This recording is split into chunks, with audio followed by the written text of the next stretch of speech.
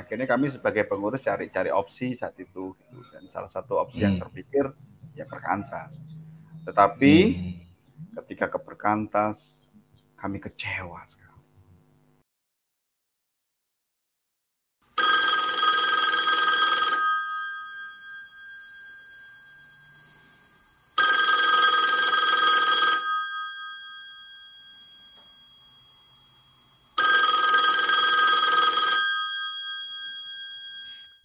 Halo sahabat semua, jumpa kembali dengan kita di ruang virtual yang berjudul The Calling. Sesuai judulnya ya, The Calling, maka kita akan bertemu dengan orang-orang atau pribadi-pribadi yang mau taat untuk bisa meresponi panggilan Tuhan di dalam kehidupannya, khusus di dalam mengerjakan panggilan menjadi hamba Tuhan secara full time di pelayanan staff perkantas, baik itu di daerah maupun juga sebagai hambanya di kantor nasional, begitu ya. Karena pelayanan ini adalah pelayanan yang mulia yang Tuhan sudah nyatakan untuk melayani generasi muda, untuk nantinya mereka bisa menjadi berkat dimanapun mereka berada ketika mereka sudah lulus. Dan kali ini kita akan bertemu dengan satu staf yang berasal dari kota yang terkenal dengan tempat wisatanya ya di Jawa Timur ya, dan kotanya juga katanya cukup dingin ya kan, dan cukup indah. Yes, itu dari kota Malang, dan kita akan bertemu dengan Mas Victor ya, staf perkantas Malang. Halo Mas Victor. Halo Mas Ipan, halo Mas Ayush. Nah, seperti biasa saya juga ditemani oleh Mas Ayush. Untuk nantinya kita bertiga bersama dengan Mas Victor akan ngobrol bagaimana Mas Victor ini akhirnya dapat meresponi panggilan Tuhan menjadi staf di perkantas Malang. Gitu ya Mas Victor ya. Yeah. Kami panggilnya Mas karena Mas Victor ini berasal dari Jawa Timur, dari Malang ya. Harusnya Cak dong, Cak Victor gitu ya, atau lebih tepatnya Mas Victor. Aku Timur Tengah. Kalau di Timur Tengah. Ya, ibuku Jawa Timur, iya. Bapakku Jawa Tengah, dari Timur Tengah. Oh gitu ya. Tapi adik-adik manggil Mas Victor apa? Kak lah atau Bang ya? Aku krisis identitas lah ya. Kalau teman-teman adik-adik dengan latar belakang Batak panggil Bang. Kalau dengan latar belakang Jawa dan lain-lain panggil Kak. Untung belum ada gitu ya. Atau Opa. Koko. Opa. Iya sama ya, kayak kulturnya saya di Semarang, jadi staf perkantas Semarang ya.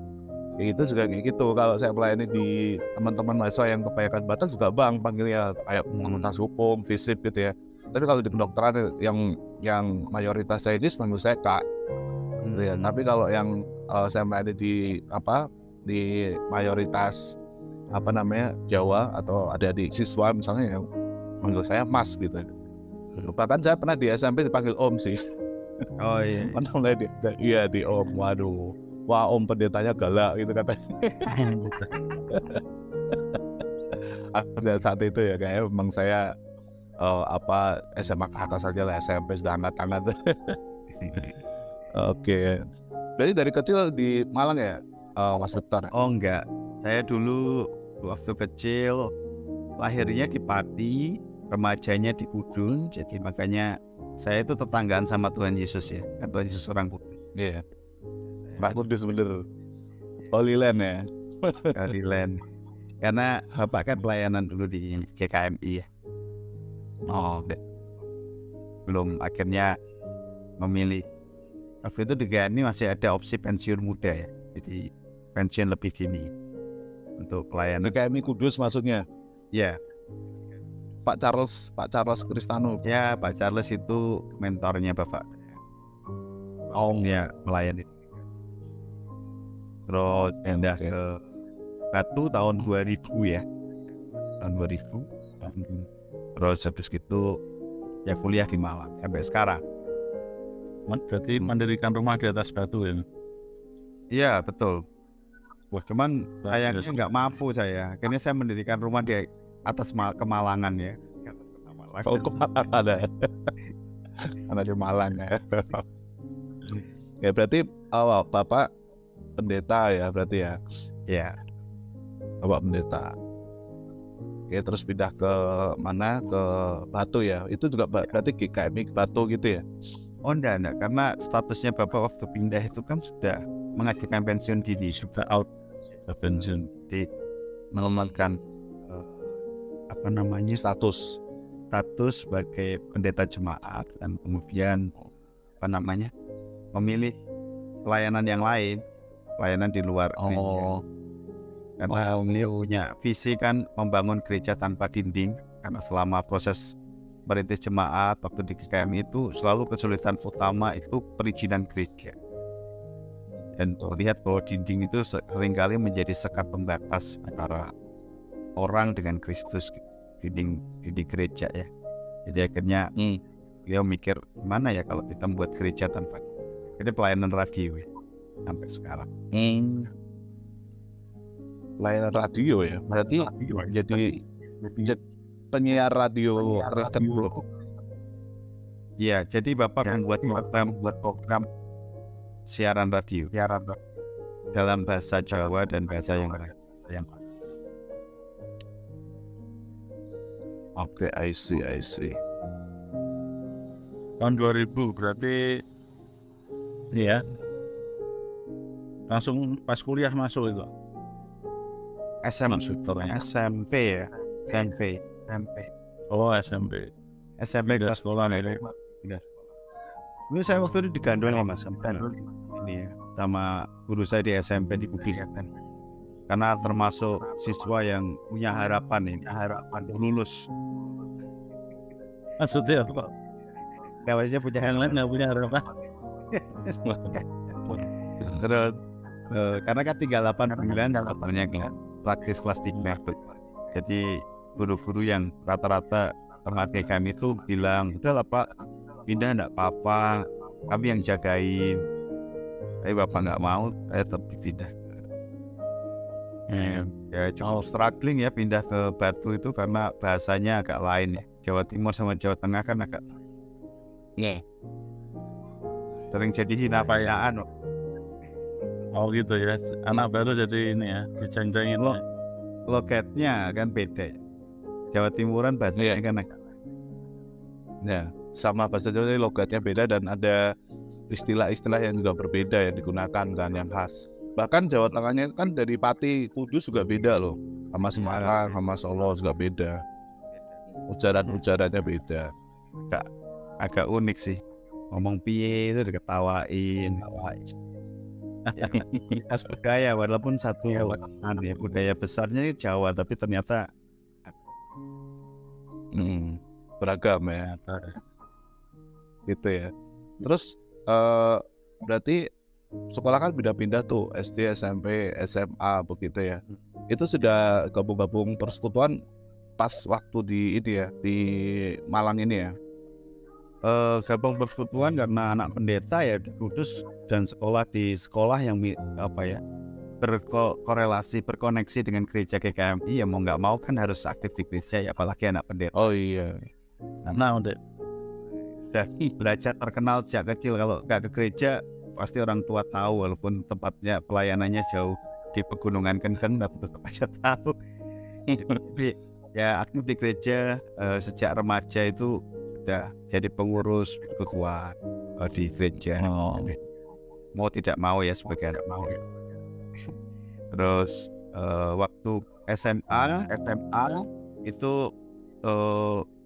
terlibat di persekutuan siswa, dan itu mulai terkoneksi dengan perkantas dari persekutuan siswa, tapi dengan latar ditolak ya.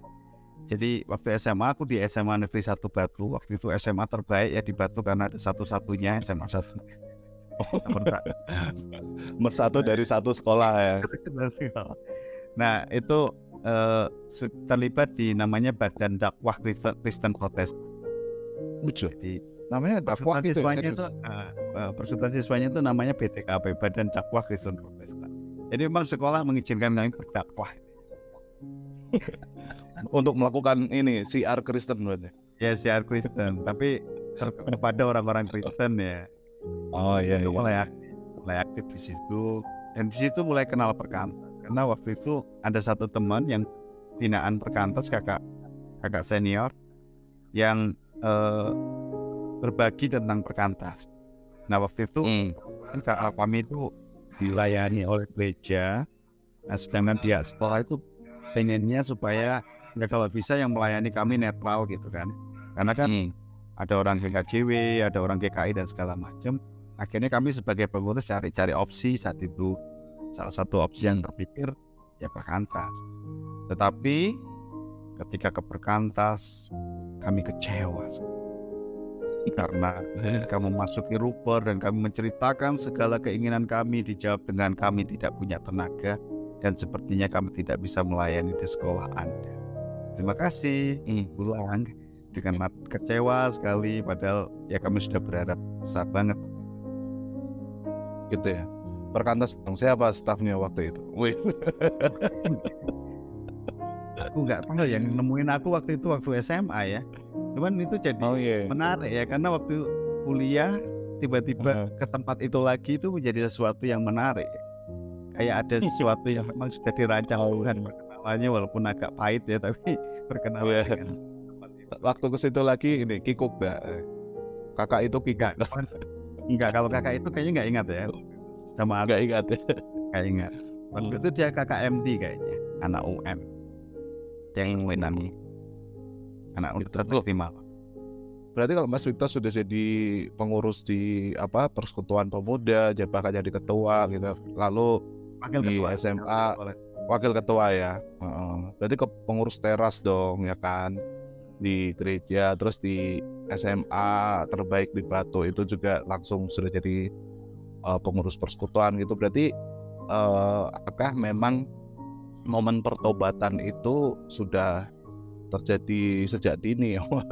Maksudnya waktu itu mungkin Bapak sendiri yang PI waktu kecil atau gimana ceritanya akhirnya Mas Victor bertobat? Itu yang menurut saya menarik sih. Tapi saya merasa bahwa keputusan saya menerima Yesus itu sesuatu yang bertahap, dan yang menceritakan Injil pada saya itu orang yang berbeda-beda yang Tuhan izinkan. Saya ingat sekali bapak saya sendiri waktu kecil ngajarin saat teduh, ngajarin itu, tapi ya saya bersaat teduh karena kewajiban sebagai anak. Sering nggak bangun dengan paksa, jadi lebih biasa doa keluarga gitu. Terus waktu SMP jauh dari keluarga, kebiasaan itu ya hilang. Saya menjadi Kristen ya karena saya Kristen, bahkan sempat waktu SMP pernah bilang karena tekanan sebagai anak pendeta ya, bilang sama teman saya seorang Katolik, kalau saya nggak pengen orang tahu bahwa saya ini anak pendeta, saya bisa hidup lebih bebas. Walaupun teman saya ingat namanya Victor Gunawan ngingetin saya, kan kamu nggak bisa menyangkali asal muasalmu. Cuman ya saya waktu itu benar-benar dalam situasi yang, tapi saat itu Tuhan juga masih merawat ya spiritualitas saya lewat satu guru sekolah minggu saya, guru pembina remaja saya. Dia seorang guru dan dia suka ngirimin buku saat teduh dan gratis gitu ya, dikirimin ke sekolah tiap 1 bulan sekali. Nah, itu unik ya. Nah setelah SMA ikut kepengurusan juga ya karena Kristen gitu ya. Siapa lagi gitu yang mau, apalagi kalau sekolah negeri itu Kristen dikit sekali ya, paling banter persekutuan hanya 10 20 gitu ya, nggak banyak. Nah akhirnya terlibat, apalagi kalau di Batu Bapak kan alumni I3 ya, dan banyak teman-teman yang sekolah di situ tuh ya orang tuanya itu teman-teman kuliahnya Bapak gitu. Kalau saya nggak ikut tuh kan pas saya sungkan gitu ya. Jadi ya udah ikut. Ya itu sih. Nah jadi mulai bertobat sebetulnya malah kuliah, waktu datang lagi ke perkantas itu. Jadi momennya saya masih ingat sih waktu itu, karena saya punya problem kepercayaan diri ya Mas berdua, dan kepercayaan diri, ada perasaan yang merasa nggak layak juga gitu ya. Terus lagi mencari makna hidup gitu ya, pertanyaan-pertanyaan apakah saya dikasihi atau tidak. Nah momen waktu pergi lagi ke Perkantas itu jadi momen yang menarik sih buat saya, karena saat itulah saya di PI ya, sama sekarang Kak Danang namanya. Kak Danang itu ketua PPR-nya Malang, jadi kakak KTP saya yang pertama, dan sampai sekarang sih jadi teman ngobrol saya untuk ngobrolin hal-hal kehidupan. Nah, waktu itu dengar cerita bahwa ada sosok namanya Yesus yang bersedia berkorban, menganggap seluruh umat manusia berharga termasuk Victor. Itu tuh sesuatu yang romantis ya buat saya. Gitu sih. Jadi kalau ditanya momen pertobatan sejak ini, enggak. Tapi Tuhan merancang itu berproses tahap demi tahap sampai saya akhirnya kuliah semester 3 ya. Saya menerima Yesus secara pribadi di Taman Wilis nomor 9, di kamar konseling. Kalau Kok malah di Surabaya ya? Bener kan? Taman Wilis di Malang lah. Oh, Malang di Malang. Oh, Terenggilis ya kalau di Surabaya ya, lupa. Iya, urung. Masih ada ya tempat ininya ya, kamarnya ya, ruangan. Masih ada. Saksi bisu. Ya, dulu kamar saya punya, terus sekarang jadi kamar konseling. Itu lalu digudrak ya, dan sekarang trafficnya di tempatnya ya, Kantas Semarang. Oh iya. Iya, dulu kalau di Semarang kan kontrak ya, rumah gitu. Di tempatnya sekarang sudah kosong, udah dalam tahap penjualan, tahu pemiliknya gitu. Tapi tadi Mas Victor berarti pertobatannya boleh disebut gradual gitu ya, maksudnya nggak langsung yakin, tapi ada beberapa orang yang secara bertahap ya, bergantian gitu, dengan orang berbeda gitu, akhirnya menemukan kemantapannya itu justru waktu di kuliah ya, semester 3 akhirnya mantap untuk meyakini bahwa Yesus adalah Tuhan. Berarti kan berapa tahun deh dari kecil sampai usia mahasiswa ya, semester 3 itu kan berarti 19 tahun ya kalau nggak salah, kalau mahasiswa biasanya semester 3. Betul 19 tahun. Oke, sepanjang itu sih. Oke, terus akhirnya sejak saat itu berarti mulai membimbing siswa atau mahasiswa itu berarti 2 tahun setelahnya ya, berarti semester akhir dong ya. Semester ini dari tahun, maksudnya 2 tahun menjelang lulus. Karena waktu itu cukup cepat sih kakak KTP ku, Kak Danang itu. Setelah itu kan kalian mau KTP gitu ya. Walaupun dulu juga datengin Mas Danang ini lucu juga gitu. Kan akhirnya karena di kampus tuh nggak ada pengurus, jadi proses di PI Mas Danang tuh karena di kampus tuh nggak ada pengurus, akhirnya aku yang semester 3 yang sebetulnya belum bisa jadi pengurus, semester 2 semester 3 ditunjuk jadi koordinator. Nggak bisa jadi pengurus tapi nggak mungkin jadi koordinator, ditunjuk jadi koordinator. Nah, semua koordinator di kampus itu, di Unmar ya waktu itu harus KTP. Nah, saya tanya waktu itu, KTP itu apa? Karena saya ini tertarik dengan hal yang agak unik gitu ya. Jadi waktu itu keterangan dari ketuanya PMK adalah KTP itu belajar Alkitab di bawah pohon, sekeliling alam. Nah, saya tertarik gitu, menarik juga ya baca Alkitab di bawah pohon, bisa menikmati alam. Akhirnya saya datang lah waktu itu, bahkan ngajak teman main saya yang waktu itu masih SMA, mau nggak belajar Alkitab di bawah pohon bersama-sama dengan kami. Ketemu Mas Danang dan di PI itu. Nah, setelah itu Mas Danang punya target selesai bahan MHB, kalau itu mimpin ya, mau nggak mau, bisa nggak bisa mimpin. Anehnya kami taat. Nah, saya ingat walaupun dalam kami mimpin, setelah selesai MHB itu kami mimpin. Dan karena takut banget, tapi Kak Danang kan dorong terus. Ya udah, kalian berdua-dua, kami ada berempat kan. Berdua-dua, berpasang-pasangan ya, seperti Yesus murid-muridnya. Jadi kami akhirnya disuruh mencari orang berdua-dua dalam kelompok. Terus kami dapat waktu itu 8 orang, terus dibagi jadi 2 kelompok, 4. Terus kemudian ada nambah anggota lagi. Dan itu menjadi KTP pertama saya. Karena setelah selesai bahan pipa itu, kakak KTP saya bilang, Kak Danang bilang, kalau gitu kalian pecah, jangan sampai ada 2 matahari dalam satu kelompok. Terus kami akhirnya, oh ya, siapa dari kan berdua mimpin 4 ya. Jadi 4 itu harus dibagi 2. Siapa di antara saya dan teman KTP saya yang memegang si A, si B, atau si C. Jadi akhirnya dibagi 2 undiannya. Oh, namanya muncul, ini ada KTP-mu. Ya itu KTP pertama saya dan masih berhubungan sampai sekarang dengan mereka. Dan mereka menikah lebih dulu daripada saya. Itulah keajaiban. Iya, nggak apa-apa. Nanti biasanya kakak bimbing tuh percaya di lab terakhir. Oh gitu ya. Tikungan terakhir. Iya kan, dengan biasanya gitu percayanya ya.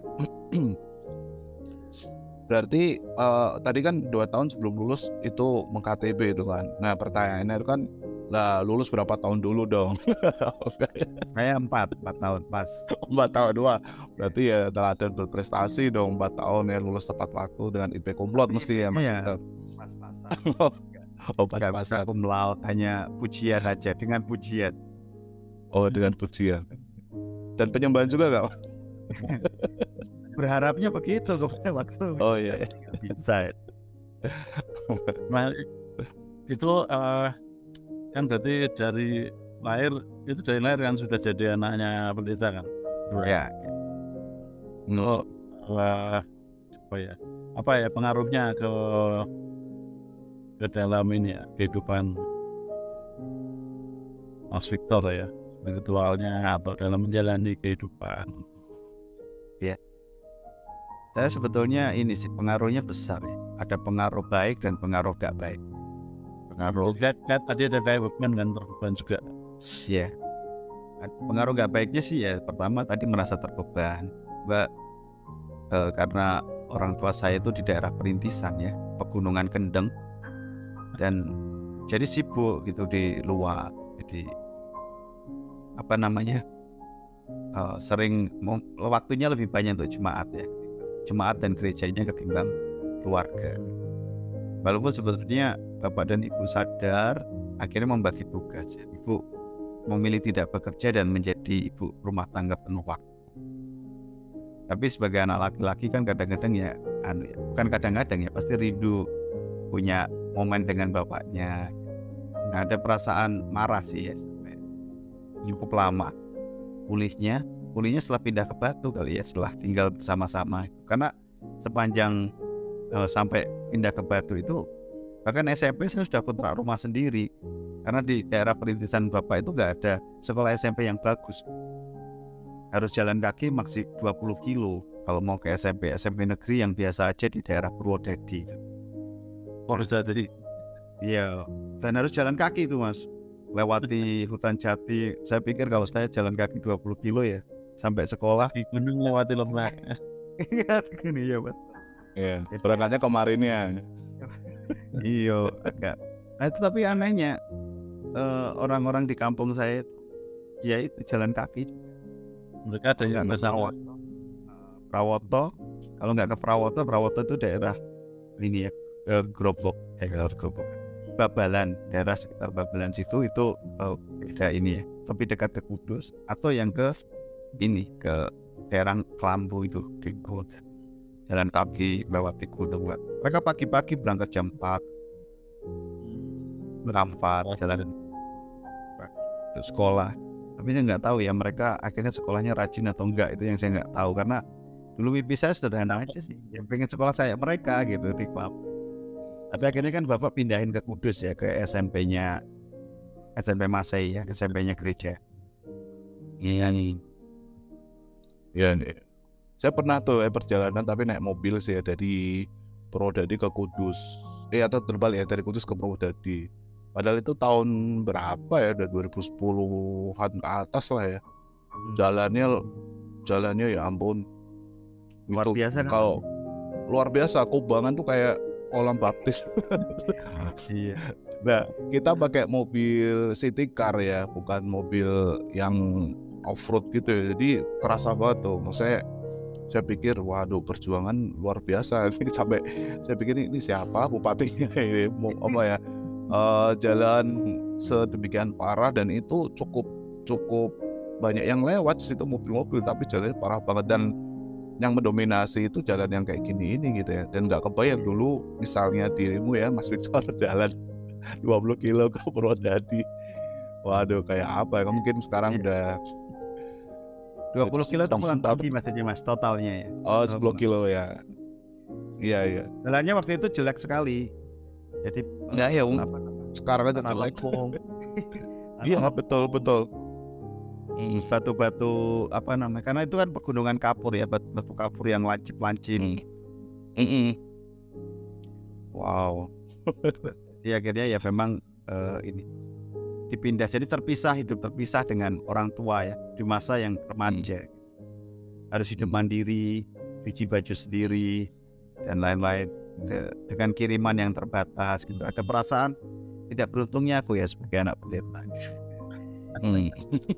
Jadi kalau ditanya mau jadi pendeta dulu, enggak lah, itu biar bapak saya saja ya. Jadi pendeta itu berat, biar bapak saya aja. Tapi ada sisi baiknya ya, karena sisi baiknya saya dapat banyak kesempatan melihat figur-figur spiritualitas yang patut dicontoh. Dan Ya. salah satunya Pak Charles sih. Saya punya kenangan banyak dengan beliau, karena setiap kali pelayanan ke luar kota gitu ya, misalnya Pak Charles tuh menekankan ya kalau anakmu bisa diajaklah puji gitu, diajak. Nah setiap kali perjalanan itu naik kijang kotak ini zaman dulu itu, saya selalu dipangku sama Pak Charles sepanjang jalan dari Kudus sampai misalnya pernah pelayanan ke Pare gitu ya. Pak Charles itu mangku saya, terus kemudian cerita, terus kemudian ngajari baca. Jadi ayo Victor baca ini papan reklame itu apa dan segala macam. Itu jadi kenangan sih buat saya, dan ketemu orang yang begitu rendah hati padahal seorang yang sangat dihormati banyak orang gitu ya. Itu ini, dan banyak pengalaman juga Pak Charles misalnya ke gereja kami di Pegunungan Kendeng, dia makan makanan yang sama dimakan oleh jemaat ya, kunjungan visitasi ke rumah, dan selalu kasih nasihat-nasihat yang baik gitu ya, kepada Bapak yang seringkali kami dengar gitu, misalnya ya namanya pendeta itu harus hidup sederhana, hamba Tuhan itu hidup sesuai dengan berkat. Nah, itu jadi apa ya, jadi satu nilai yang tanpa sadar tuh saya pegang gitu ya, sampai sekarang. Tidak hanya beliau sih, ketemu tokoh-tokoh yang lain juga yang hamba-hamba Tuhan yang rendah hati yang lain yang dan menolong saya untuk akhirnya tanpa sadar itu terbentuk gitu ya. Ada nilai-nilai yang tanpa sadar ditanamkan dalam diri saya dari perjumpaan-perjumpaan itu. Termasuk tinggal di desa tempat pelayanan Bapak itu membuat saya lebih empati ya dengan masyarakat desa, orang-orang yang apa namanya sederhana gitu ya. Dan juga karena melihat pengalaman bagaimana gereja itu mentransformasi desa kami, desa Ngandok, itu menjadi satu keyakinan tersendiri sih bahwa kekristenan itu bisa mengubahkan satu komunitas gitu. Jadi dulu kan desa kami itu nggak ada sanitasi. Tempat buang air besar itu di kebun bambu, hutan jati. Jadi kalau berpetualangan ke kebun bambu dan hutan jati, hati-hati karena ada banyak ranjau, kita bisa injak di sana. Bahkan sekolah saya aja nggak ada WC-nya dulu, SD Impres itu nggak ada WC-nya. Jadi kalau mau buang air besar izin ke belakang itu izin ke kebun tetangga gitu kan, ke tetangga sekolah tuh. Dan dulu tuh ya tutupi gedung teh. Iya, waktu itu tutupi gedung teh. Cuman gereja waktu itu menawarkan hal yang beda, menawarkan cari sponsor untuk sanitasi jemaat pertama. Akhirnya dibangun sanitasi karena menjadi contoh untuk masyarakat yang lain. Termasuk kerjasama dengan Compassion itu kan, Compassion akhirnya ada tempat bimbingan belajar ya dibuka di gereja. Nah, tidak hanya untuk yang disponsori Compassion yang kebanyakan warga gereja, tapi juga menawarkan kepada warga setempat gitu, yang mau belajar bareng, ayo belajar bareng. Nah, akhirnya gereja itu menjadi satu hal yang menarik ya, karena orang kita terinspirasi tuh bersekolah. Nah, itu satu hal yang baik ya, walaupun ada hal yang buruk gitu ya. Tadi ya, untuk diri saya kurang perhatian dan seterusnya, tapi banyak hal yang menginspirasi yang membuat saya meyakini bahwa sekarang ini ya, bahwa kekristenan itu bisa berbuat lebih, bisa mentransformasi sebuah komunitas. Dan itu menjadi keyakinan saya nanti. Terus itu juga kah yang akhirnya juga entah ya, apakah sadar nggak sadar itu ya, juga membuat Mas Victor akhirnya ketika nanti juga boleh diceritakan lebih detail lagi, ketika meresponi panggilan untuk jadi hamba Tuhan kayak gitu, apakah juga itu juga muncul lagi ya, maksudnya dalam perkumpulan kayak gitu kan, wah sebegitunya hamba Tuhan itu untuk bisa jadi berkat gitu kan, harus begini dan begitu gitu kan, walaupun juga akhirnya ada beberapa kekhawatiran, wah nanti kalau aku berkeluarga gimana, aku pun ngalamin jadi anak hamba Tuhan tuh ternyata merasa kurang perhatian gitu, atau bagaimana Mas Victor akhirnya mau bilang oke, Tuhan aku mau melayanimu? Ya waktu itu waktu kuliah setelah saya dijangkau, yang terpikir bagi saya adalah mahasiswa ini potensial. Dan juga izinkan ya sepanjang pelayanan mahasiswa itu melihat bagaimana gerakan mahasiswa itu jadi tonggak perubahan. Misalnya merawat sumber daya air di daerah Malang itu, waktu itu teman-teman PMK itu urutan penanaman pohon, bikin gerakan supaya hutan itu nggak ditebangi secara liar dan seterusnya. Menyaksikan hal seperti itu tuh kepikir, oh ya mahasiswa ini potensial ya besar. Dan waktu itu mulai ini ya, mendoakan untuk terlibat membina mahasiswa. Tapi pikirannya nggak jadi staff, jauhkanlah pikiran menjadi staff itu ya. Dawanya berpikirnya di bidang pendidikan saat itu. Nah, jadi seperti itu. Waktu di PMK baru jadi pengurus PMK Kota ya, pengurus PMK Kota baru tahun 2007 atau 2008 gitu. Karena kasihan, karena PMK Kota Malang itu gak ada yang mau jadi anggota PMK Kota Malang. Jadi di angkatan kepengurusannya cuma 3 orang. Sedih sekali. Jadi kami datang, semua ketua-ketua mantan-mantan pengurus PMK itu datang untuk menolak.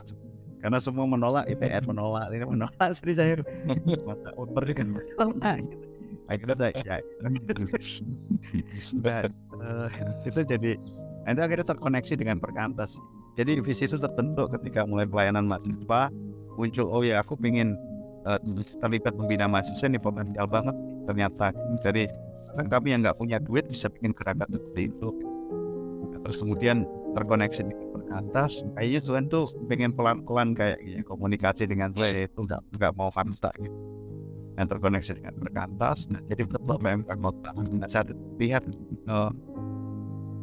ternyata mahasiswa pelayanan mahasiswa kita di Malang ini potensial banget ya, dari ujung Indonesia sebelah timur dan sebelah barat ada gitu. Bahkan juga orang-orang yang dari luar negeri ya di Malang itu juga ada gitu.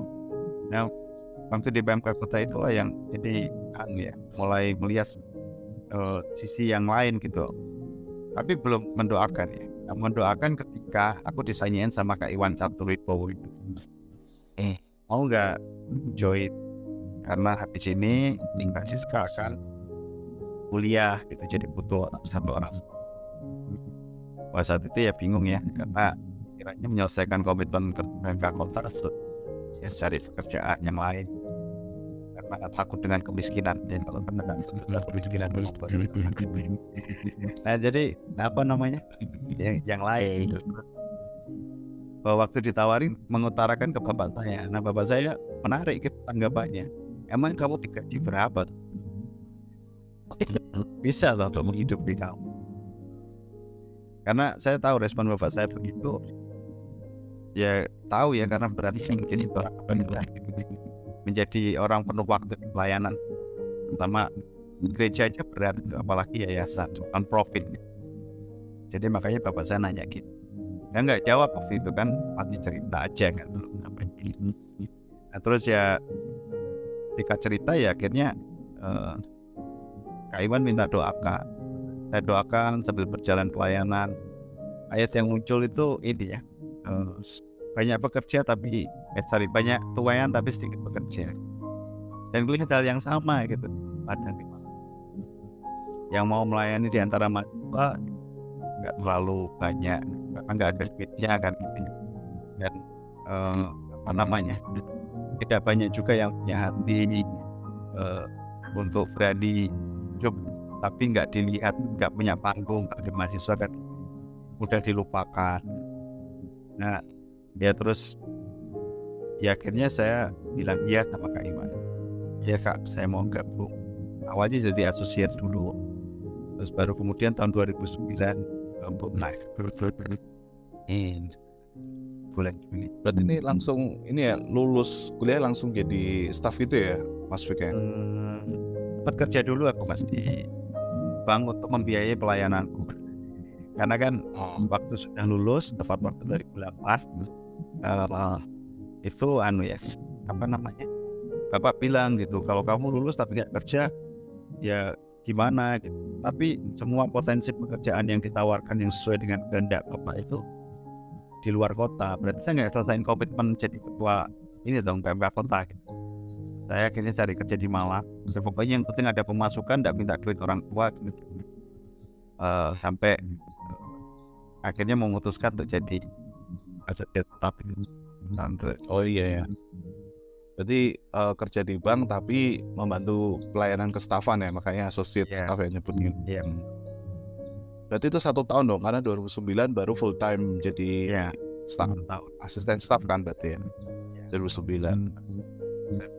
Oke. Terus OS berarti tahun berapa orientasi staff ini? Nah itu ya, karena saya tuh masih menyangkali untuk komitmen jangka panjang jadi staff gitu ya.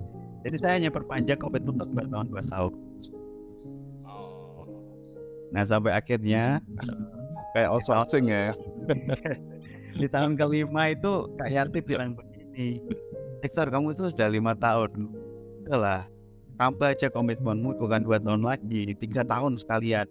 Jadi kami bisa orientasikan gitu, karena kan kamu bukan bekerja jangka pendek, jangka menengah, dan usia pelayanan sebetulnya sudah terus panjang. Ini kerja nih, oke Kak, saya juga belum punya pikiran mau kemana masih kita pelayanan. Akhirnya saya nambah 3 tahun, jadi 2014 saya baru dan di saat itu saya menyesal sih berorientasi 2000, karena ternyata ada banyak filosofi dari pelayanan mahasiswa, terutama dalam konteks IFES dan Kantas yang baru saya mengerti dari tahun 2014. Jadi saya akhirnya jadi merasa bahwa apa yang saya kerjakan selama 4 tahun belakang, 4 tahun itu kurang efektif, kurang berorientasi. Iya betul, kurang karena pelayanan berkatas pada aslinya pada umumnya. Jadi akhirnya waktu itu ya wah menyesal sekali. Setelah itu ya udah kayaknya nggak 3 tahun deh. Ya itu nggak pernah ditanyain, aku tiap tahun kamu lanjut tahun depan ya kalau Kak aja kamu BPSI yang memikirkan lagi kapan berhentinya itu ya mulai, karena ternyata PR-nya banyak.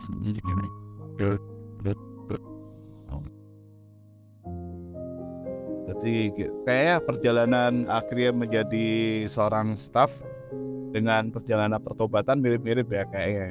Ya. Jadi ya gradual gitu. Jadi Tuhan menunjukkannya itu bertahap gitu ya, dan secara simultan terus menerus gitu ya.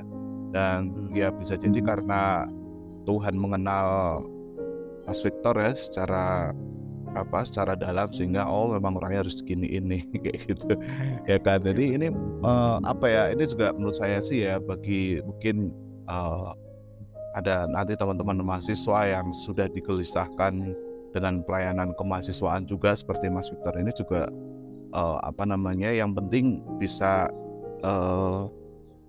waspada gitu ya, atau tetap mau ya digelisahkan seperti Mas Victor ini ya. Dan nanti Tuhan akan kirimkan orang-orang, bahkan Tuhan akan menemui sendiri melalui waktu pribadinya gitu ya, untuk meneguhkan gitu ya Mas Victor. Jadi intinya sih jangan takut dengan mendapat kegelisahan itu, karena pasti Tuhan akan teguhkan kalau memang Tuhan tidak memanggil Tuhan ya. Gitu ya. Nah terus akhirnya kan ini sudah dari 2009, berarti sudah nyaris 13 tahun. Nyaris 13 Juli nanti ya. 13. Senior ya Kak. Yes, senior. Yes, super senior. Iya. Terus kan berarti kan ini tentu akan sangat berbeda ya tentang menjalaninya waktu awal-awal gitu kan ya Mas Victor ya. Karena sebenarnya kan sudah punya istri, apalagi sudah punya baby ya, kayak gitu. Nah terus Mas Victor, berbeda itu pasti berbeda gitu. Tapi saya pengen diceritain tentang apa sih Tuhan sedang menyatakan gitu ya, ketika dulu waktu masih single, jadi star, dan sekarang sudah berkeluarga dan tetap menjalani kehidupan sebagai hamba Tuhan. Gimana? Iya, yang jelas memang ada bedanya banyak. Single, seluruh dompet saya itu untuk pelayanan. Sampai ingatin adik-adik saya. Ya saya bersyukur sih ketemu adik-adik saya ingat di tahun 2016 ya, 2016. Tanyain tentang apakah punya tabungan investasi. Enggak. Saya nggak bilang nggak punya. Wah jangan kakak harus siap setiap waktu seperti yang kita pelajari selama ini. Nah tapi dulu semua waktu dompet pikiran itu memang untuk pelayanan. Jadi bagaimana bisa, karena pelayanan di Malang itu unik, semua itu relasional gitu ya, bukan bersifat struktural. Hubungan dengan kampus juga begitu. Jadi mau nggak mau harus banyak nongkrong, harus banyak ini, harus punya waktu. Bahkan saya sengaja izin sama PR tiap liburan mahasiswa itu saya selalu jadwalkan traveling dengan mereka. Satu tahun 2 kali.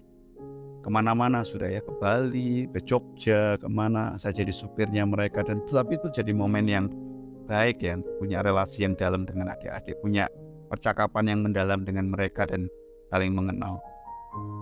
Terus kemudian naik gunung gitu ya, 3 hari di gunung itu kayak camp retreat bersama gitu. Sampai dulu ada satu adik yang bilang kalau naik gunung sama Kak Victor tuh kamu ini dijebak secara rohani karena pasti ada doa paginya. Ada doa paginya dan baca mazmurnya. Tapi itu momen yang menarik. Bahkan untuk mempercakapkan pelayanan dengan pengurus di gunung dan momen. Jadi saya memang izin ya dulu dengan dan PR itu kosnya besar ya. Kosnya besar karena kan seluruh dompet saya pasti harus ke situ. Mau nggak mau harus lagi. Nah tapi kemudian ketika sudah punya pasangan sudah berubah. Karena pasangan saya kan menuntut untuk serius ya, dan serius itu juga butuh dana ya. Jadi dan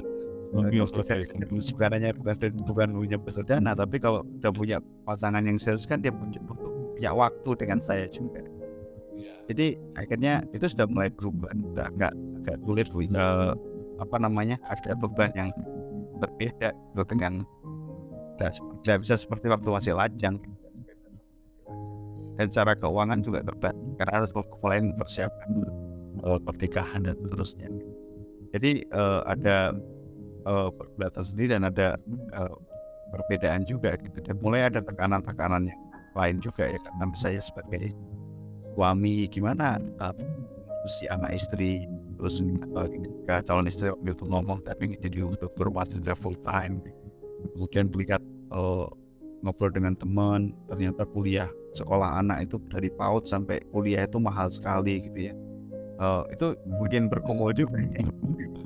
Iya betul. Kemudian ketika istri ya ternyata gaji pertamanya sudah 2 kali lipat dari gaji kita gitu.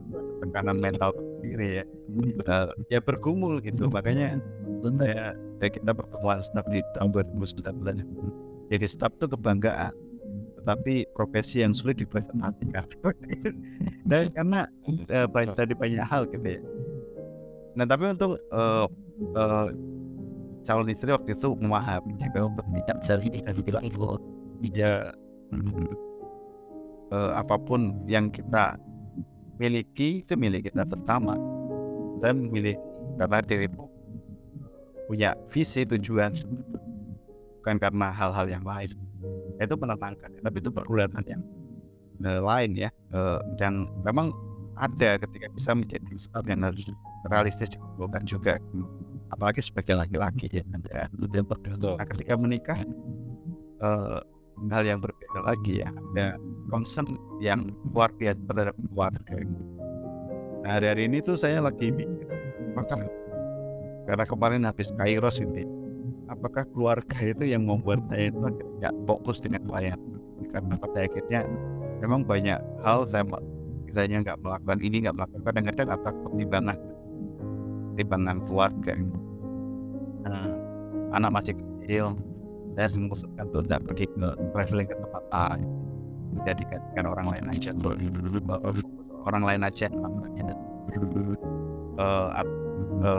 dan itu jadi bulatan tersendiri, karena memang pada akhirnya ketika punya keluarga tanggung jawab sendiri ya, nasib istri gitu, dan mereka jadi kekhawatiran yang lain gitu ya dalam proses perjalanan lain. Namun ya apa namanya,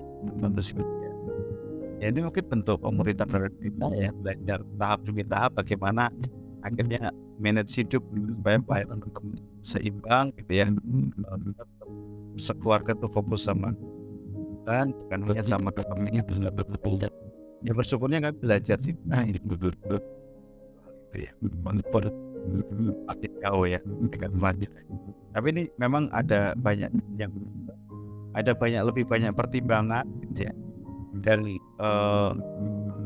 juga lebih banyak hal yang harus dikumpulkan dan diseimbangkan gitu ya, supaya pada akhirnya perhatian terhadap keluarga tapi juga pelayanan tuh nggak hilang, dan butuh kerjasama sih dengan pasangan. Makanya kalau jadi staff butuh pasangan yang punya visi yang sama, punya hati yang sama melayani. Kalau enggak pasti akan berat. Kalau memang mau jangka panjang jadi staff ya pilih pasangan dan keluarga yang mau dukung juga pelayanan ini. Maksudnya mau mengerti lah ini mau pelayanan. Kalau enggak ya agak berat.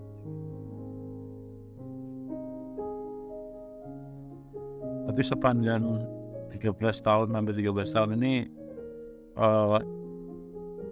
kalau grafik itu apakah terus di atas, meyakini bahwa ini saya memang dipanggil di sini, atau ada waktu-waktu di mana kok kayaknya nggak yakin saya menjalani panggilan ini gitu ya? Ada nggak? Ada. Titiknya turun sih. Makanya saya waktu turun pertama tahun awal menjadi staff, karena sering ada yang alumni yang misalnya ngomong, kamu ini nggak punya aura staff ya, kan badan saya cungkring kayak pemakai narkoba. Itu ini bergumul juga ya. Jadi ada titik turun, apakah saya layak? Saya juga nggak terlalu pandai toh, jadi nggak seperti staff-staff yang pada saat itu tuh wah kayaknya buku yang dibaca banyak, kalau khotbah itu mantap banget gitu ya. Dan saya kayaknya nggak seperti itu gitu, nggak seperti profil staff. Jadi kalimat-kalimat itu tuh membuat saya akhirnya kayaknya mungkin saya bukan staff yang baik.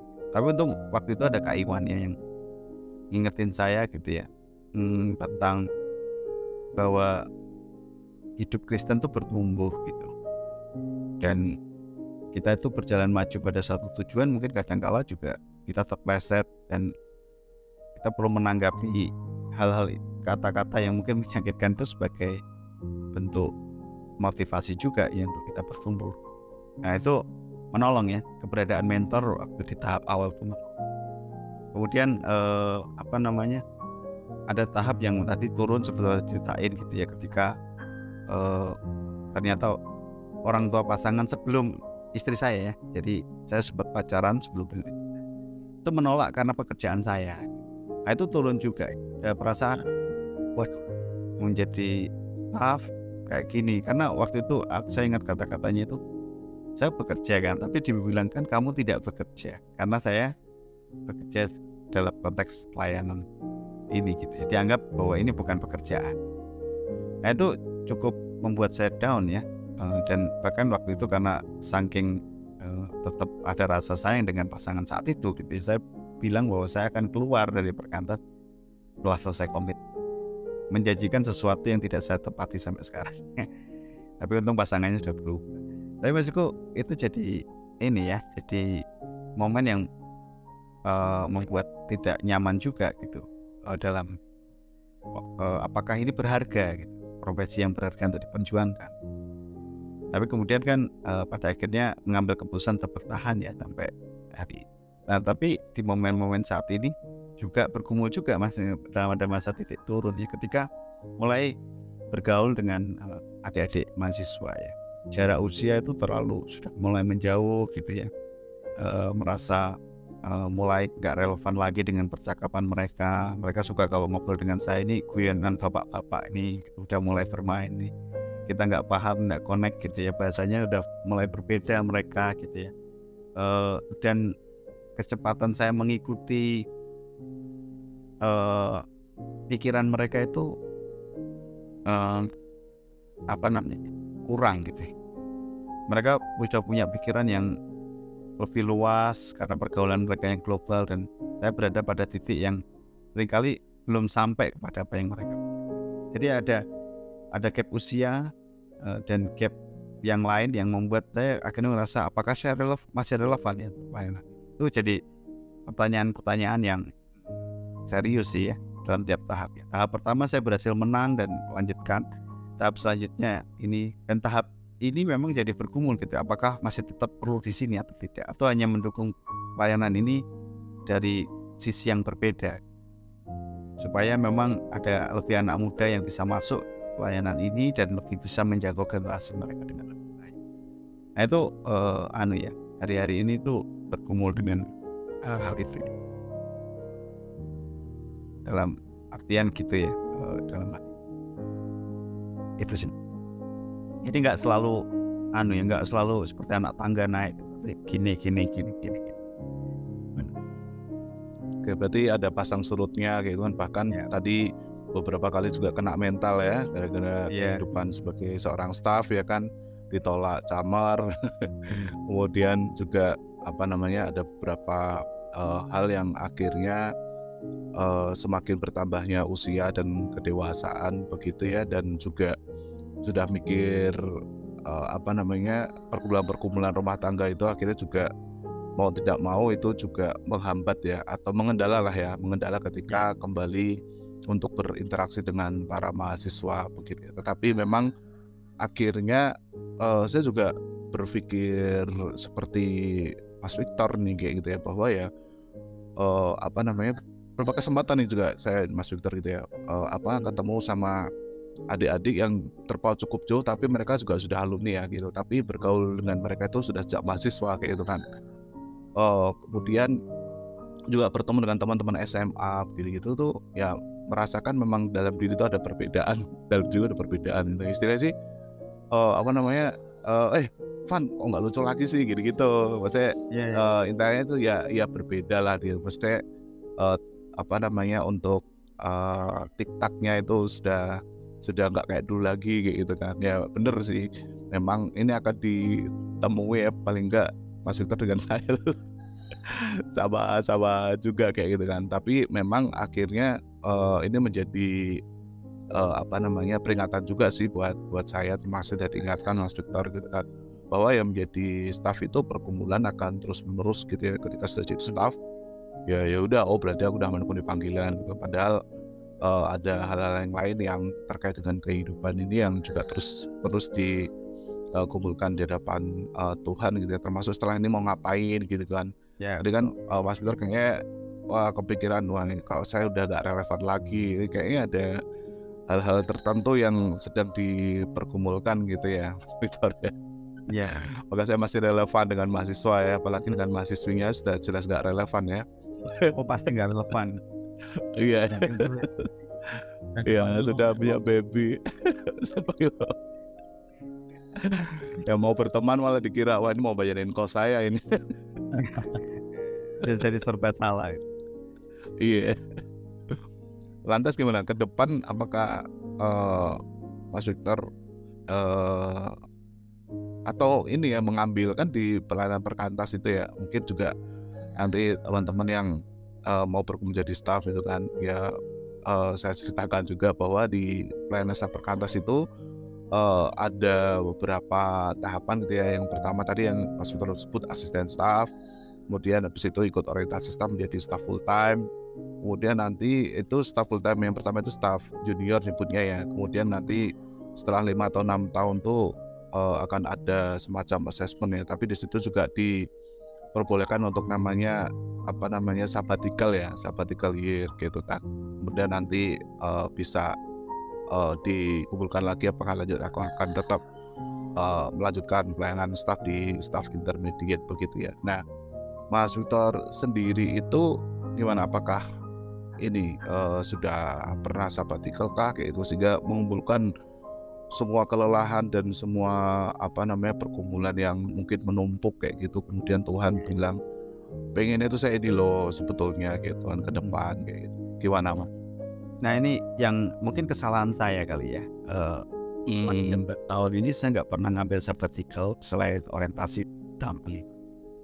Menengah aja. Jadi kesalahan saya adalah jadi karena memang konteks pelayanan, bukan karena saya nggak ingin pertama, tapi karena saya nggak tahu kalau di perkenas ada begitu dan bisa seperti itu. Tapi yang kedua juga karena keadaan pelayanan di Malang. Jadi kakak-kakak saya yang bekerja di pelayanan mahasiswa itu kan rata-rata usianya dari saya beda 2-3 tahun. Mereka memulai pelayanan lebih. Jadi misalnya Mbak Siska memutuskan studi, pikirnya studi. Nah berarti kan saya dan Bang Firman waktu itu nggak mungkin ya ada satu di antara kami ketika Mbak Siska studi itu pergi gitu kan. Nah ketika balik ternyata ada Mbak Siska balik ada perubahan struktur staff. Seharusnya kan Bang Firman yang sabbatical, tapi kemudian ada perubahan struktur staff karena ada yang keluar, ada yang dan lain-lain. Akhirnya Mbak Siska dipindah ke bidang pelayanan yang lain di alumni. Jadi akhirnya mau nggak mau ya saya harus dengan Bang Berman bertahan di pelayanan mahasiswa. Ya terus ya. Roda tetap jalan. Nah kemudian ada satu momen Bang Berman butuh banget tuh sabbatical. Akhirnya dia ambil sabbatical. Nah sedangkan saat itu di pelayanan mahasiswa cuman ada saya dan satu mahasiswa praktek 1 tahun. Jadi ada 2. Nah saya nggak bisa apa-apa nih. Nah waktu itu nggak punya pilihan, akhirnya bertahan. Tapi saya nego sama VPR, saya sabbatical otak aja deh, saya sambil studi kuliah S2. Waduh, ya udah sabbatical otak. Nah tapi itu memang menolong, waktu itu menolong, saya pikir menolong untuk punya ruang yang berbeda. Memang dari kuliah S2 itu saya punya ruang yang berbeda ya, nggak terkecimpung di pelayanan perkantas saja. Tapi tidak mengistirahatkan pikiran dan fisik saya. Nah akhirnya selesai Bang Berman balik, ada perubahan saya lagi dan kemudian ada tanggung jawab lain juga di pelayanan yang saya kerjakan. Saya agak nggak mikirin, tapi memang ada masa di mana saya burn out gitu ya di pelayanan karena sepanjang tahun mulai dari tahun 2009 sampai sekarang nggak pernah ada momen istirahat. Apalagi waktu Bang Berman ke Singapura terus mahasiswa praktek keluar, saya dampingin 5 kampus sekali dan 1 kampus berbeda. Jadi itu lumayan effort gitu ya. Tiap hari misalnya ada rapat gitu ya. Jadi saya sampai jadwalnya jelas ya, hari Senin, Sabtu, Selasa itu PA di kampus A, Rabu itu PA dan rapat di kampus B. Belum KTP dan urusan perkantas. Kamis itu rapat di kampus C, Sabtu dan seterusnya. Itu sampai hampir tiap hari itu ya. Sampai dulu waktu itu masih pacar tunangan bilang, kamu nih pulang jam kerjanya jam berapa sih? Karena ditelepon jam 9 masih jam 9 malam. Baru nyampe di perkantas, saya tinggal di perkantas jam 11. Sampai memang nggak ada waktu untuk diri, bahkan untuk keluarga. Tapi harus dilakukan karena memang nggak ada pilihan untuk pelayanan. Jadi akhirnya terus berlanjut. Nah sampai selesai Bang Berman balik, akhirnya mulai ada pembagian dan mulai staf-staf baru masuk, mulai ada pembagian, mulai turun ya, dan tapi kemudian tahun lalu ya puncaknya ada perasaan burnout itu ya, kelelahan yang luar biasa secara mental, juga secara spiritual ya, dan juga secara fisik. Apalagi ditambah dengan pandemi gitu ya, jadi itu ada kelelahan yang luar biasa. Tidak hanya merasa gak relevan, merasa diri gak mampu, merasa gagal, perasaan-perasaan negatif itu muncul mulai. Makanya tahun lalu saya memutuskan untuk melepaskan banyak pelayanan gitu, untuk melihat kembali kepada diri saya di hadapan Tuhan, menyeimbangkan kembali ritme hidup saya. Tapi saya sadar sih ketika saya banyak melepas itu membuat banyak orang kecewa juga. Tapi saya belajar, saya diselamatkan beberapa buku yang bukan buku rohani ya. Salah satunya Berani Untuk Tidak Disukai. Kalau kamu ya kita harus belajar berani nggak disukai juga untuk hidup bahagia. Makanya kalau untuk bisa menemukan diri kita lagi gitu, dan ya saya kira memutuskan ya walaupun ini pasti mengecewakan banyak orang, harus saya melepaskan beberapa tanggung jawab yang saya mulai, bahkan saya yang mulai gitu ya, tanggung jawab yang sebenarnya saya juga menjadi satu bagian yang merintisnya, tapi ya pilih untuk akhirnya memilih itu ya, untuk menjaga keseimbangan. Dan saya punya waktu untuk berkumpul di hadapan Tuhan, sebenarnya bagaimana saya ke depan dan mau seperti apa di pelayanan ini, tetap di pelayanan ini sebagai staff full time atau menjadi pendukung dari pelayanan ini atau yang lain ya. Jadi ada momen yang dipertimbangkan ya. Tapi saya masih berdoa ya, Tuhan mengizinkan kalaupun saya tidak lagi menjadi staf ke depan, saya berdoa supaya Tuhan mengizinkan saya di Malang, karena bagi saya Malang ini kota yang cantik tapi juga kota yang strategis sih. Dan satu hal, walaupun saya nanti jadi apapun, bukan jadi staf, saya ingin tetap memuridkan dan terkoneksi dengan komunitas yang memang punya visi memuridkan, supaya api saya nggak padam. Nah itu yang saya doakan. Tapi ada kondisi itu sih, karena mungkin saya sadar salah manajemen diri. Itu sebabnya saya dengan adik-adik sekarang ada sistem kok di Perkantas itu sabbatical tahun ke-7 istirahat aja, pikirkan hal yang memang bisa dikerjakan supaya tetap produktif. Ya itu sih Mas, saya nggak pernah ngambil jadinya. Berarti sejauh ini masih tetap berkumpul di hadapan Tuhan, tanya kehendaknya ke depan akan seperti apa begitu ya, walaupun sempat ada burnout gitu ya, tetapi dengan seiring pembagian tugas gitu kan, loadnya semakin menurun begitu, akhirnya burnout itu juga semakin bisa diatasi begitulah ya Mas Victor ya. Dan beberapa pemikiran-pemikiran yang sudah terendapkan itu adalah ya opsinya secara garis besar dua ya, bahwa tetap di pelayanan Perkantas atau mendukung pelayanan ini tetapi tidak di dalam struktur kestafan di Perkantas gitulah ya intinya ya. Oke, berarti ya tetap berkumpul ya Victor. Ya pasti ya perjuangan perkumpulan betul ya kan, Tuhan yang sudah memanggil bertobat dan memanggil di dalam pelayanan kestafan ya, Tuhan pula yang samalah ya, yang akan menentukan jalan hidup berikutnya ya, termasuk bagaimana bisa tetap main dia ke depannya. Thank you Mas Wik sharingnya. Sama-sama. Ada hal lain yang mau disampaikan kepada para pendengar dan para pemirsa karena ini akan diupload dalam bentuk suara dan juga video ya, khususnya ini loh untuk yang kaum Adam. Biasanya kan seperti tadi, bahkan meskipun bapaknya ada hamba tinggi, ini bapaknya gak ngerti ini cuma menjadi nggak humble ya kan. Jadi meskipun bapaknya hamba Tuhan, tapi ketika ngomong mau jadi staf Perkantas pun ini ya kan, sempat ditanyakan kan, emang bisa hidup dengan gaji staf perkantas. Nah itu kan pergumulan terutama sih mungkin para pria ya, terutama setelah itu kan ada keluarga ya dengan temuan anak istri dan seterusnya ya. Betul Mas Ayus. Mungkin anak pertama atau anak yang lagi gitu ya. Nah, itu akan menjadi pergumulan tersendiri. Tapi bagaimana sejauh ini Mas Victor mengalami ya pengalaman Mas Victor sebagai staf, sebagai seorang laki-laki yang menggumuli pelayanan ini, sesuatu yang tidak pasti secara rupiah, finansialnya itu jelas. Iya. Kalau selama ini ya pertama bersyukur sih ya, PPR di Malang itu memperhatikan kami. Tapi ya bukan itu sih poinnya. Kalau saya sih kemarin ngobrol sama satu adik saya yang sekarang jadi staff juga, dia berkumpul dengan satu hal, tapi saya ngomong gini ke dia karena berdasarkan pengalaman saya.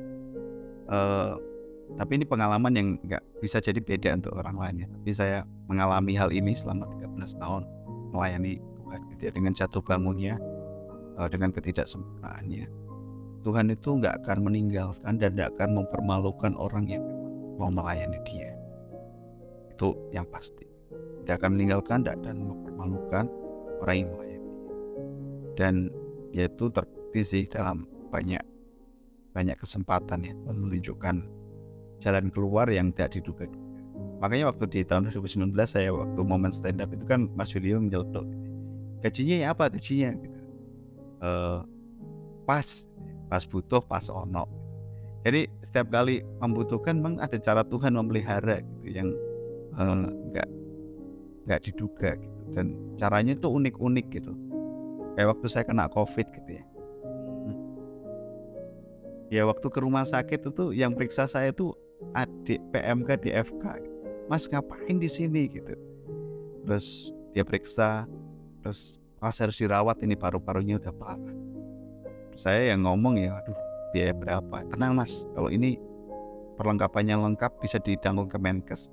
Lalu waktu itu COVID pertama dan tidak pernah tahu bahwa Kemenkes itu akan menanggung semua pengobatan COVID. Saya kan angkatan awal yang kena COVID kayak tahun-tahun. Nah itu benar-benar ini ya, ya terkejut dengan cara Tuhan pelihara. Saya keluar rumah sakit tidak keluar apa-apa saat itu. Itu salah satu contoh yang ini ya. Walaupun mungkin ada yang tidak seberuntung saya gitu, tapi waktu itu saya menyadari ya, cara Tuhan memelihara itu luar biasa. Waktu itu padahal orang tua sudah sempat mau jual rumah, mobil kalau misalnya nggak cukup ya karena dengar biaya COVID. Tapi itu salah satu contoh yang ya Tuhan pelihara. Kemudian ada satu momen gitu ya, selama setahun itu saya nggak pernah beli beras. Hampir ya setahun pas aku pandemi tahun 2020. Ada aja orang yang ngirim beras putih, saya tiba-tiba panennya banyak, saya dikirimin 30 kilo gitu. Terus kemudian tiba-tiba Pak Agus Putiharja sawahnya itu panennya banyak banget. Terus kemudian ada satu alumni yang beli berasnya Pak Agus, kemudian disumbangin ke semua staf perkantas gitu. Jadi terus kemudian saya donor darah, tiba-tiba di Ramadan itu dapat beras dari PMI gitu kan, karena donor darah di bulan puasa gitu. Jadi ada satu ini sih dari pengalaman saya lihat ya Tuhan nggak akan mempermalukan sih, dan tidak akan meninggalkan kalau memang kita ini memang komitmen terhadap Dia. Ya ini yang saya yakini sih. Mungkin kelihatannya sesuatu yang klise ya, tapi ya ini yang saya alami. Saya nggak punya rumus ya, karena kalau mau jujur menjadi staf perkantas itu banyak teman-teman saya yang juga pada akhirnya mengecewakan orang tua karena mereka harapan untuk mengubah ekonomi keluarga, ternyata mereka malah memilih menjadi staf gitu dan seterusnya. Tapi saya juga dengar cerita dari mereka yang awalnya mengecewakan malah membahagiakan orang tuanya karena pilihan mereka ternyata pilihan mereka tidak membuat mereka tidak memperhatikan keluarga dan tidak mampu memperhatikan keluarga. Yang melihat itu sih keajaiban itu ya selama 13 tahun ini. Tapi ya harus belajar hidup sederhana ya, belajar sesuai hidup sesuai panggilan. Penting sih. Ya hidup mewah-mewah, makannya di kafe terus tiap hari kan ya. Enggak. Iya. Maksudnya di warung makan Padang sederhana gitu ya. Iya, itu sederhana ya. Ya intinya memang apa, kalau sudah Tuhan memanggil, Tuhan memelihara, itulah rumusnya itu kali ya Mas Iya, ya. betul. Jadi ya jangan takut untuk meresponi panggilan Tuhan ini. Oke, mantap lah ya. Oke, itu aja ya Mas Ayus ya. Tentang perjalanan kehidupan seorang Mas Victor Kurniawan dari Malang. Dan nanti di kesempatan berikutnya kita akan jumpa lagi di ruang virtual ini di rubrik The Calling, dan tentu saja dengan pribadi yang berbeda ya, di dalam menceritakan panggilan mereka sebagai seorang staf ya, tentu dengan keunikan masing-masing, dengan kondisi yang unik-unik juga gitu kan, sehingga itu memperkaya kita, dan tentu saja itu juga semakin meyakini bahwa Tuhan kita itu adalah Tuhan yang besar, Tuhan yang dahsyat, yang pasti akan terus menyertai dan berkati kita.